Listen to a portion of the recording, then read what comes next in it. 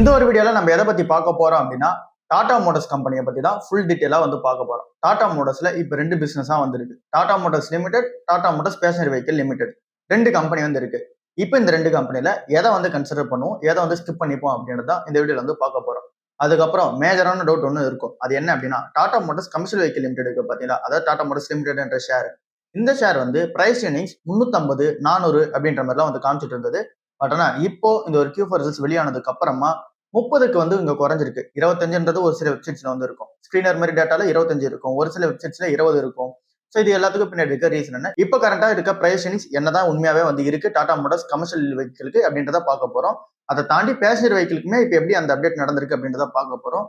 Q4 results analysis வந்து பண்ண போறோம். ஓவராலா இவங்களோட காம்படிட்டர்ஸ் வச்சு எல்லாமே அனலைஸ் பண்ணி ஒரு டீடைல்டான ஒரு வீடியோவா தான் இந்த வீடியோ வந்து இருக்க போகுது. பட் ஆனால் சிம்பிளா புரியுற மாதிரி வந்து இருக்க போகுது. சரி, ஓகே. இப்போ டாடா மோட்டார்ஸோட இன்வெஸ்டர்ஸ்க்கு ஒரு பெரிய கேள்வியா இருக்குது. Tata motor commercial vehicle, passenger vehicle ரெண்டா வந்து பிரிஞ்சு. அப்போ டாடா மோட்டார்ஸோட அந்த கமர்ஷியல் வெஹிக்கிள் பிசினஸ் வந்து டாடா மோட்டார்ஸ் லிமிடெடா அப்படியே இருக்கிற நேம்லயே கண்டினியூ ஆச்சு. பேசஞ்சர் வெஹிக்கிள் மட்டும் பேசஞ்சர் வெஹிக்கிள் அப்படின்னு சொல்லிட்டு அந்த ஒரு நேம் வந்து மார்ச், அந்த ஒரு பிசினஸ் மட்டும். இப்போ இந்த கமர்ஷியல் வெஹிக்கிள் பிசினஸ் இங்க டீமர்ஜர் ஆகி வந்ததுக்கு அப்புறமா இந்த கம்பெனி லிஸ்ட் ஆனது வந்து ஒரு 340 ரூபாய் கிட்ட வந்து லிஸ்ட் ஆச்சு. அதுக்கப்புறமேட்டுக்கு அங்க இருந்து 440 வரைக்கும் போச்சு.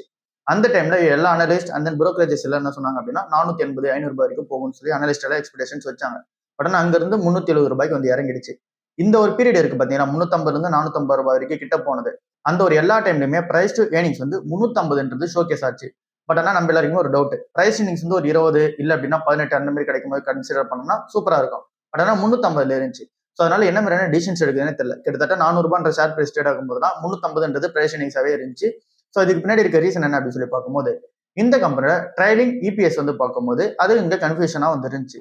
ஃபர்ஸ்ட் நம்ம வந்து இந்த இபிஎஸ்னா என்ன அப்படின்னு சொல்லி புரிஞ்சுக்கணும். Earnings per share. இப்போ ஒரு கம்பெனி இருக்காங்க அப்படின்னா அவங்க நெட் ப்ராஃபிட் வந்து பண்ணுவாங்க. அந்த நெட் ப்ராஃபிட் வந்து பேஸ் பண்ணி அவங்க எவ்வளவு வந்து ஏர்னிங்ஸ் பண்றாங்க ஒரு ஷேருக்கு அப்படின்றது இங்க கால்குலேட் வந்து பண்ணணும்.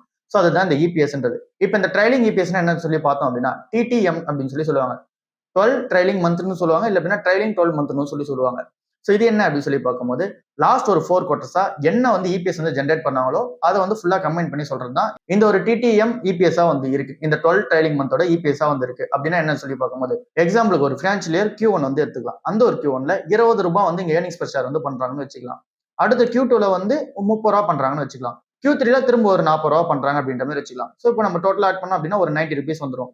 திரும்ப அந்த Q4ல வந்து திரும்ப ஒரு 30 ருபீஸ் இங்க வந்து ஏர்னிங்ஸ் பெர் ஷேர் பண்றாங்க அப்படின்னா டோட்டலா இருக்குது ஏர்னிங்ஸ் பெர் ஷேர் 120 ரூபாய் வந்து வருது. ஸோ இந்த ஒரு ஏர்னிங்ஸ் பெர் ஷேர் வந்து இந்த 12 மந்த்ல எவ்வளவு வந்திருக்கோ அதுதான் டிடிஎம் இபிஎஸ் சொல்லுவாங்க. அதை வந்து டோட்டல் அந்த ஒரு இபிஎஸ் எல்லாமே இங்க கால்குலேட் பண்ணிட்டு அந்த ஒரு லாஸ்ட் 4 குவார்டர்ஸ்ல என்ன பண்ணாங்களோ அது எல்லாமே இங்க வந்து கம்பைன் பண்ணிட்டு வர இபிஎஸ் வந்து இருக்கிற இப்ப கரெக்டா என்ன ஷேர் பிரைஸ் இருக்கோ அதோட டிவைட் வந்து பண்ணுவாங்க. அப்படி டிவைட் பண்ணும்போது என்ன ஆன்சர் வருதோ அதுதான் இப்ப இருக்கிற பிரைஸ் இன்சென்ட்ன்றதை கால்குலேட் பண்ணி சொல்லுவாங்க. ஸோ இந்த மாதிரி தான் இபிஎஸ் வந்து எடுப்பாங்க. அதுதான் இந்த டிடிஎம்மோட இபிஎஸ் இருக்கு. மேக்ஸிமம் எல்லா இடத்துலயும் இதுதான் வந்து எடுப்பாங்க. பட் ஆனா இந்த ஒரு டாடா மோட்டார்ஸோட டிமர்ஜர் நடந்துச்சு பாத்தீங்களா, இங்க எல்லாருமே ஒரு சில கம்பெனிஸ் ஒரு மாதிரி வந்து எடுத்தாங்க.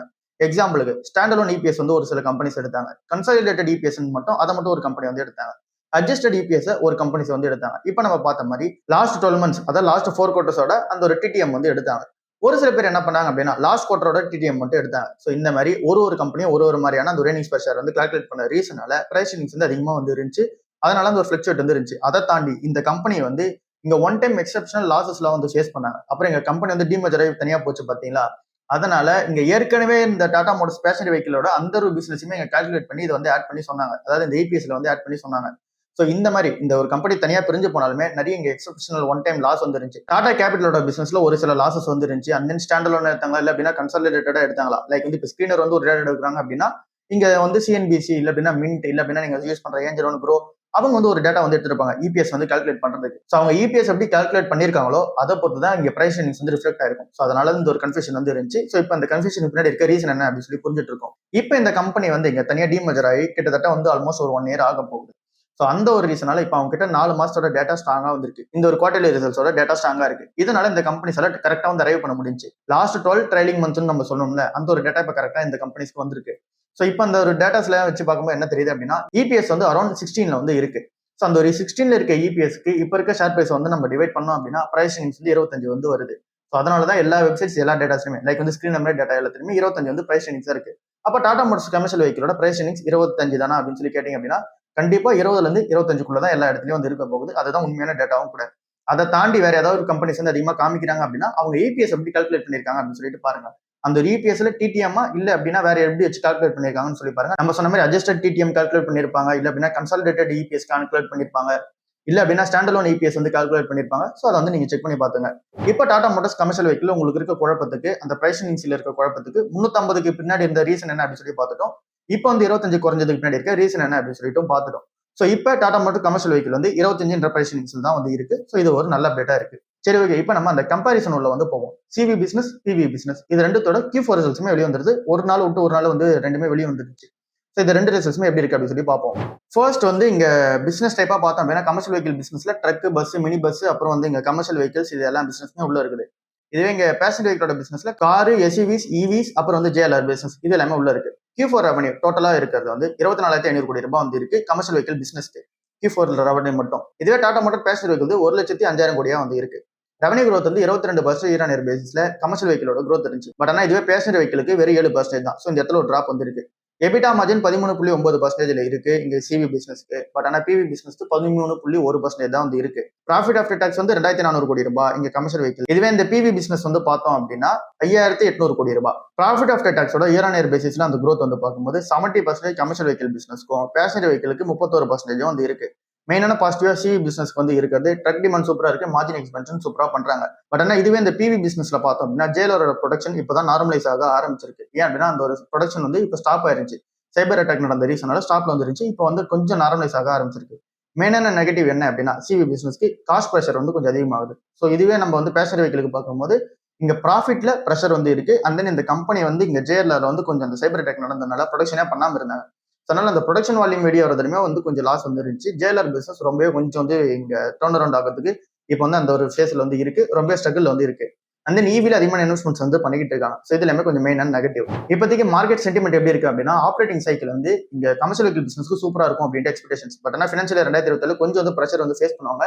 பட் ஆனாலுமே இந்த ஒரு சைக்கிள் நல்லா இருக்குது எக்ஸ்பெக்டேஷன்ஸ். பட் ஆனா இதுவே பேசஞ்சர் வெஹிக்கிளை பொறுத்தளவுல ஈவில அதிகமான இன்வெஸ்ட்மெண்ட் வந்து நடந்துகிட்டு இருக்கு. பட் ஆனா லாங் டைம் ஈவி ட்ரெண்ட் பொறுத்தவரை கொஞ்சம் மிக்சடா தான் வந்து இருக்கு. பட் ஆனா இந்த ஒரு கம்பெனியோட JLR பிசினஸ் இருக்கு பாத்தீங்கன்னா அது வந்து பிரீமியம் ஸ்டோரியா சூப்பரா இருக்கும் அப்படின்ட்டு எக்ஸ்பெக்டேஷன்ஸ் வந்து இருக்கு. பட் ஆனா அவங்களுமே புது புது பிராண்ட் லான்ச்சஸ் வந்து பண்ணிட்டு இருக்காங்க. ஸோ பாப்போம் என்ன நடக்குது அப்படின்னு சொல்லிட்டு. டாடா மோட்டார்ஸ் அப்புறம் அசோக் லேலண்ட் இது ரெண்டுத்தையும் நம்ம வந்து கம்பேரிசன் வந்து பண்ண போறோம் கமர்ஷியல் வெஹிக்கிள் பிசினஸ்க்காக. ஸோ டாடா மோட்டார்ஸோட அந்த கமர்ஷியல் வெஹிக்கிள் பிசினஸ் நம்ம வந்து கம்பேரிசன் பண்ணும்போது இன்னும் அசோக் லேலண்டோட Q4 ரிசல்ட்ஸ் வந்து வெளியே வரல. எக்ஸாக்டான நம்பர்ஸ் ஒன்றும் வெளியே வரல. பட் ஆனாலுமே அந்த ஒரு எஸ்டிமேட்ஸ் என்ன இருக்கு அப்படின்னா இதுல இருந்து மேபி 5-10% வந்து அதிகமாவோ இல்ல அப்படின்னா கம்மியா இருக்கிறதுக்கான சான்சஸ் தான் வந்து இருக்கு. இது எல்லாமே போன குவார்டர் வச்சு இங்க பேஸ் பண்ணி இங்க எல்லாமே அனலிஸ்ட் அந்த ப்ரிவியூ சொன்னதை வச்சு நம்ம அந்த ஒரு டேட்டா வச்சு பார்க்க போறோம். ஸோ இங்க டாடா மோட்டார்ஸோட அந்த ஒரு Q4 ரெவன்யூ 24,500 கோடி, அசோக் லேலண்ட் 13,500 கோடி. ரெவன்யூ growth இங்க 22%. பட் ஆனா Ashok Leyland 16%. EBITDA margin 13.9%, Ashok Leyland 13%. Profit after tax வந்து 70%. பட் ஆனா இங்க ஸ்ட்ராங்கான டபுள் டிஜிட் growth மட்டும் தான் எவ்வளவு பர்சன்டேஜ்ன்றது சொல்லல. ஸோ அது வந்து இங்க Q4 ரிசல்ட்ஸ் வெளியே வரணும் அந்த டைம்ல வந்து பார்த்துப்போம். மார்க்கெட் ஷேரை பொறுத்தவரை இங்க டாடா மோட்டார்ஸ் 35.7% வந்து வச்சிருக்காங்க இங்க கமர்ஷியல் வெஹிக்கிள் மார்க்கெட் ஷேர்ல. பட் ஆனா அசோக் லேலண்ட் வெறும் 30% தான். ஸோ அடுத்த பிளேயர் இங்க டாடா மோட்டார்ஸ்க்கு அடுத்த பிளேயரா தான் இங்க அசோக் லேலண்ட் வந்து இருக்காங்க. ஸ்ட்ரென்த் பொறுத்தல அக்ராஸ் சிவி செக்மெண்ட்ல ரெண்டு பிசினஸ்மே ஸ்ட்ராங்கா தான் வந்து இருக்காங்க. எக்ஸ்போர்ட் growth பொறுத்த ஃபினான்ஷியல் 2026 54% எக்ஸ்போர்ட் growth வந்து நடந்திருக்கு டாடா மோட்டார்ஸ்க்கு. பட் ஆனா இதுவே இங்க அசோக் லேலண்ட் பொறுத்தல ஆப்பிரிக்கா அப்புறம் மிடில் ஈஸ்ட்ல நல்ல ஒரு பிரசன்ஸ் இருக்காங்க. மற்றபடி இந்த எக்ஸ்போர்ட்ஸ் வந்து பெரிய லெவலான growth வந்து கிடையாது. பேலன்ஸ் ஷீட்டை பொறுத்தல நெட் கேஷ் பாசிட்டிவா வந்து இருக்குது. Tata motor commercial vehicle business வந்து இருக்காங்க. அவங்க கிட்ட கேஷ் ஃப்ளோ வந்து சூப்பரா இருக்கு. இங்க அசோக் லேலண்ட் பொறுத்தல அவங்க கிட்ட கேஷ் ஃப்ளோ வந்திருக்கு. பட் ஆனா இந்த கம்பெனி கிட்ட கொஞ்சம் டெப்ட் இருந்துச்சு. அதெல்லாம் கட்டிட்டு கொஞ்சம் வந்து இம்ப்ரூவ்மெண்ட் வந்து பண்ணிருக்காங்க. ஸோ இப்போ இந்த ஒரு கம்பேரிசன் வச்சு நமக்கு என்ன தெரிய வரும் அப்படின்னா டாடா மோட்டார்ஸோட அந்த கமர்ஷியல் வெஹிக்கிள் பிசினஸ் சூப்பராகவே வந்திருக்கு. அது என்ன உண்மைதான். ஸோ அதனால இந்த டைம்ல Tata motor commercial vehicle consider பண்ணது பெட்டரா தான் வந்து இருக்கு. ஸோ அதனால 370 ரூபாய் கிட்ட வந்து ட்ரேட் ஆயிட்டு இருக்கு. பிரைஸ் வந்து 25 வந்து இருக்கு.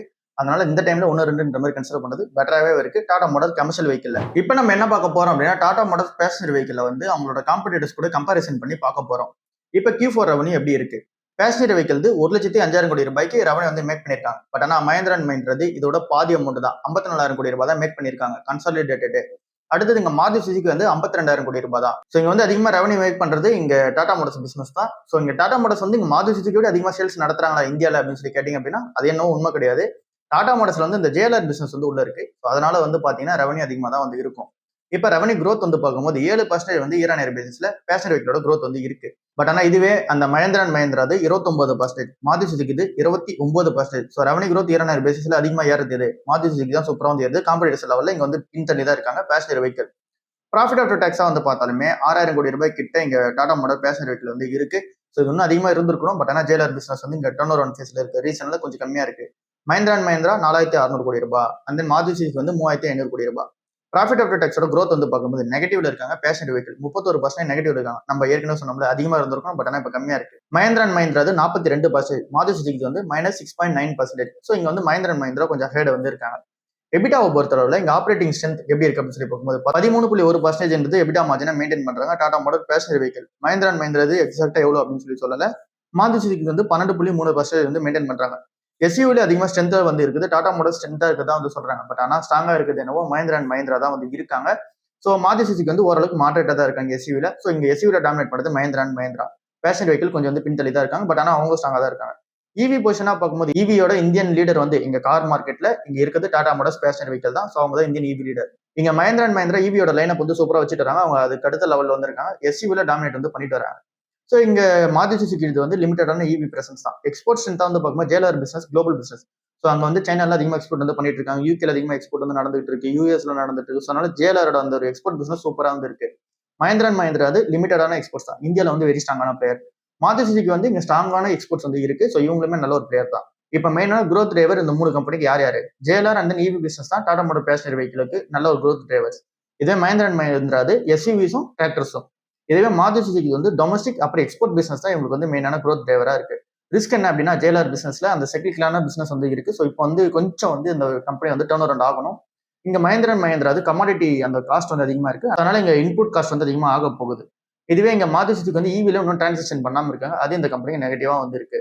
ஸோ ஓகே, இப்போ நம்ம எல்லா கம்பெனியோட அந்த ஒரு பிளஸ் என்ன மைனஸ் என்ன எல்லாமே நம்ம வந்து பார்த்துட்டோம். இப்போ நம்ம என்ன மாதிரியான ஸ்டாண்ட் எடுக்கலாம் டாடா மோட்டார்ஸ் பேசஞ்சர் வெஹிக்கிள் லிமிடெட்ல. ஸோ இவங்களோட காம்படிட்டர்ஸை பொறுத்தல இவங்க சூப்பரான பர்ஃபார்மன்ஸ் தான் கொடுத்துட்டு வராங்க. ஸோ இந்த ஒரு company JLR business turn around ஆனதுக்கு அப்புறமா இந்த கம்பெனியுமே நல்ல ஒரு growth வந்து இருக்கும். ஸோ அதனால இப்போதைக்கு இந்த ஸ்டாக்கை கன்சிடர் பண்றது பெட்டராகவே இருக்கு. ஸோ இங்க இந்த கம்பெனி மட்டும் தான் கன்சிடர் பண்ணலாம்னு கேட்டீங்க அப்படின்னா இது கூடவே சேர்ந்து மஹிந்திரா அண்ட் மஹிந்திராவை நீங்க வேணும்னா வந்து கன்சிடர் பண்ணிக்கலாம். அதோட பிரைஸ் வந்து 22ல வந்திருக்கு. பிரைஸ் வந்து 3100 ரூபாய் வந்திருக்கு. ஸோ மஹிந்திரா அண்ட் மஹிந்திராவும் கன்சிடர் பண்ணிக்கலாம். பட் ஆனால் இந்த வீடியோ வந்து Tata motors passenger vehicle limited பத்தி பார்க்குற ரீசனால அதையுமே நீங்க வந்து கன்சிடர் பண்ணிக்கலாம். ஸோ இப்போ நம்ம ஓவரால் கன்க்ளூஷனுக்குள்ள வருவோம். டாடா மோட்டார் கமர்ஷியல் வெஹிக்கிள் அது வந்து டாடா மோட்டார்ஸ் லிமிடெட்ன்ற share, Tata motor passenger vehicle limited இந்த ஒரு ஷேர். ஸோ இது 2 பிசினஸ் வந்து இருக்கு. இப்போ நம்ம மஹிந்திரா அண்ட் மஹிந்திராவும் நம்ம வந்து பார்த்துட்டோம். ஸோ இந்த ஒரு 3 பிசினஸ்ல 3மே வந்து கன்சிடர் பண்ற மாதிரி தான் இருக்கு. கமர்ஷியல் வெஹிக்கிள்ல இங்க டாப் 10 பிளேயருக்குள்ள போயிடுவாங்க. கண்டிப்பா இவாகா கம்பெனி அக்விசிஷன் பண்ணதுக்கு அப்புறமா டாப் 10 குளோபல் பிளேயரா மாறிடுவாங்க டாடா மோட்டார்ஸ் இந்த லிமிடெட் கம்பெனி. ஸோ அதனால இந்த ஒரு கம்பெனி நீங்க கன்சிடர் பண்ணும்போது டாப் 10 குளோபல் பிளேயரை ஓன் பண்ற போறதா சொல்லி நீங்க நினைச்சிட்டு கன்சிடர் பண்ணா பெட்டரா வந்து இருக்கும். பட் ஆனால் இதுக்கு டைம் வந்து எடுத்துக்கும். அது வரைக்கும் இந்த கம்பெனில கடன் வந்து கொஞ்சம் ஏறும்போது இந்த கம்பெனி பிரஷர் வந்து ஃபேஸ் பண்ணுவாங்க. அப்போ இந்த டைம்ல இந்த ஷேர் பிரைஸ் இறங்குறதுக்கான சான்சஸ் எவ்வளவே வந்து இருக்கு. ஸோ அதெல்லாம் பார்த்து கன்சிடர் பண்ணுங்க. ஸோ அதனால லாங் டேர்ம் ஜெனியா தான் இங்க டாடா மோட்டார் கமர்ஷியல் வெஹிக்கிள் வந்து இருக்கு. பட் ஆனால் பிசினஸ் சூப்பரா இருக்கு. இப்பயே வந்து ஃப்ரீ கிளாஸ் வந்து வச்சிருக்காங்க. ஸோ அதனால இது ஒரு நல்ல செயல். டாடா மோட்டார் பேசஞ்சர் வெஹிக்கிளை பொறுத்தல இங்க ஜேஎல்ஆர் பிசினஸ் வந்து ரொம்ப சிக்கிக்கலா இருக்கு. அதுக்கு வந்து கடன் தரத்துக்கு யூகே கவர்மெண்ட்லாம் ரெடியா வந்திருக்காங்க. இங்க டாடா குரூப்மே வந்து பணம் போடுறதுக்கு ரெடியா இருக்காங்க. இது எல்லாமே இதுக்கு பின்னாடி இருக்க பேக் அண்ட் சப்போர்ட்டா இருக்கு. ஜேஎல்ஆரோட பிசினஸ் வந்து இங்க வந்து நெகட்டிவ்ல இருந்தால் கூட பேக்ரவுண்ட்ல வந்து காசு போடுறதுக்கு எல்லாம் ரெடியா இருக்காங்க. ஸோ அதனால இன்டர்னல் ஃபண்டிங் மூலமாவோ இல்ல அப்படின்னா இங்க வந்து கவர்மெண்ட் கொடுக்குற அந்த சப்போர்ட் மூலமாவோ இங்க ஜேஎல்ஆர் பிசினஸ் ஈஸியா டர்ன் அரௌண்ட் பண்ணி எடுத்துட்டு வந்துருவாங்க. பட் ஆனால் அதுக்கான டைம் லைன் வந்து எடுக்கும். ஸோ அது வரைக்கும் நம்ம வெயிட் பண்றதுக்கு ரெடியா இருக்கும். மற்றபடி இவி பிசினஸும் சரி பேசஞ்சர் வெஹிக்கிள் பிசினஸும் சரி சூப்பரா தான் வந்து growth ஆயிட்டு இருக்கு. அந்த இப்ப இருக்க பிரைஸ் ட்ரெண்டிங்ஸ்க்கு சூப்பராகவே வந்து இருக்கு. அதனால பேசஞ்சர் வெஹிக்கிளையும் நம்ம வந்து கன்சிடர் பண்ணிக்கிறோம். ஸோ ரெண்டுமே கன்சிடர் பண்ற ஸ்டேஜில் தான் இருக்கு. அதை நம்ம பார்த்துட்டோம். அசோக் லேலண்டை கம்பேர் பண்ணும்போது டாடா மோட்டார் கமர்ஷியல் வெஹிக்கிள் சூப்பரா இருக்கு. அதனால அதை வந்து கன்சிடர் பண்ணிக்கிறோம்.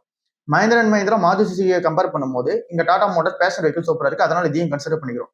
மஹிந்திரா அண்ட் மஹிந்திரா இங்க வந்து எஸ்யூவிலையும் இங்க டிராக்டர்லயும் வந்து சூப்பரான பிளேயரா இருக்காங்க. அவங்களோட பிரைஸ் ட்ரெண்டிங்ஸுமே இப்ப கம்மியா கிடைக்குது. 22ல வந்து கிடைக்குது. அதனால அதையும் நம்ம வந்து கன்சிடர் பண்ணிக்கிறோம். ஹீரோ மோட்டார்ஸையும் நீங்க வேணும்னா கன்சிடர் பண்ணிக்கலாம். அதுவும் ஒன்றும் விஷயம் கிடையாது. அதுவுமே வந்து இங்க 2 வீலர் மார்க்கெட்ல நீங்க வந்து ஒரு பிளேயர் கன்சிடர் பண்ணும்போது ஹீரோ மோட்டார்ஸ் பெட்டரா வந்து இருக்கு. மாருதி சுசுகியோட அந்த ஒரு ஷேர் பிரைஸ் அதிகமா இருக்கு. அப்புறம் பிரைஸ் ட்ரெண்டிங்ஸ் அதிகமா இருக்கு. ரீசனால அதை வந்து ஸ்கிப் பண்ணிப்போம். ஸோ இவ்வளவுதான் இன்னைக்கான ஓவரால் வீடியோ. ஒரு கன்க்ளூஷன் வந்து கிடைச்சிருக்கும். நெக்ஸ்ட் வீடியோல வந்து சந்திப்போம். பாய்.